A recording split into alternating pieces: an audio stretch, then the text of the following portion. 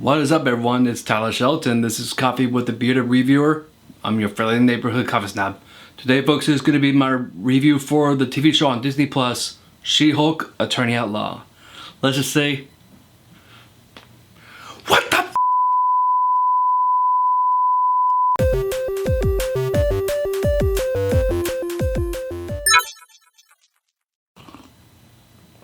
Okay, I had to put a little bit some bourbon in here again, but I just have to say this, is that this is probably a real big step down for Marvel, for Disney, because as much as I want to appreciate this show, I really can't, because it just felt like that they just went down in quality, because lately it just feels like that it's just been all about delivering out so much content that they're kind of forgetting the whole concept of quality content, because I think they're just thinking more about quantity over quality, and it really shows in this show. Because for one thing, the CGI is gut-wrenchingly awful. Wow, that was weird. It looks so bad. The CGI looks like it's supposed to belong in the early 2000s. This is CW CGI crap fest that I'm like, oh my gosh, what are you guys doing? Because this is Marvel and Disney, so it just makes you go I feel like that the quality should be a lot better, because these are two companies that makes bonkers money, and it feels like that they're not really putting in as much of the money as they should, especially when it comes down to the CGI, the writing, the storytelling, just everything all together in this show. It was a complete snooze fest. But I do feel like I need to let you guys understand where I'm coming from, because in the comic books, I actually love She-Hulk as a character. I think she's one of the most unique characters within the Marvel universe. Not in the cinematic universe. She is just kind of bland. There's really no character development. There's really nothing in showing how good of a character she is, because in the comic books, she actually has a very enthralling origin story, which we all know that she's actually the cousin to Bruce Banner, who is the Hulk. And so there's this whole concept of in the comic books, she does end up in a car accident that causes her to actually go onto life support, but the only way that she could actually live was actually through a blood transfusion.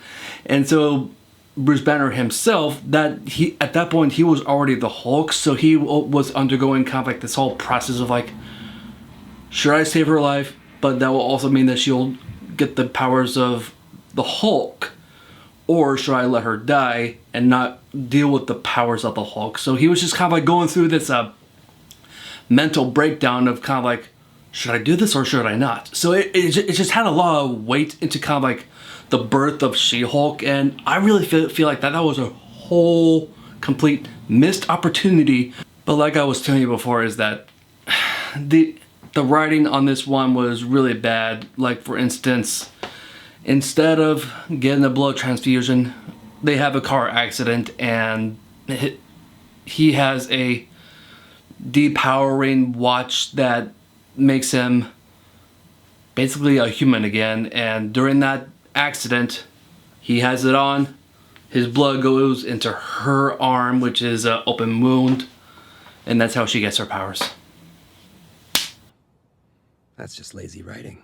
There are certain things in this show that I feel like that they didn't need to put into it, because like I said before, I feel like that they could have had better writers. I feel like that the script could have been a lot better, but just the fact that Jennifer Walters is saying that she's better at anger management than he is. But you have to understand something. Bruce Banner, he lost the love of his life. He became the Hulk. He became a fugitive. He kept on running away from the government. He's always been a wanted man for most of the time that he's been the Hulk. He became a slave gladiator.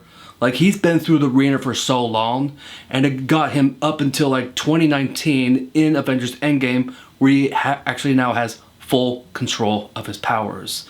And then all of a sudden they just make Jennifer Walters become the master of it.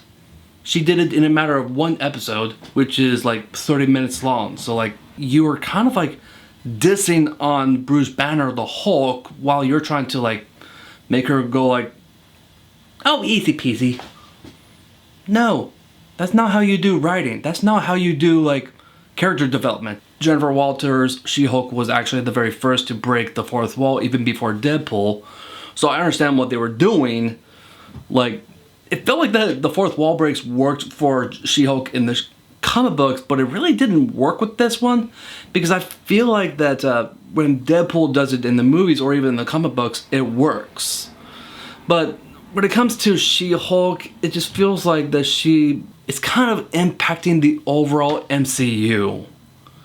Because to have her as a character who knows that she's actually within the Marvel Cinematic Universe and has like this finale where she's meeting like a Kevin Feige AI, like seriously, that kind of ruins the MCU as a whole. So like, that is one way to piss off your fans. At the end of the day, this was a real snooze fest of a TV show. It took me this long just to finish it because like, I tried to get through this show, but like, just everything that happened in it, it just felt like that nothing really happened. Like, nothing at all. Well, actually, for one instance, there was actually one character that I was quite surprised to see at the very finale. Who was that? No, no, no, no.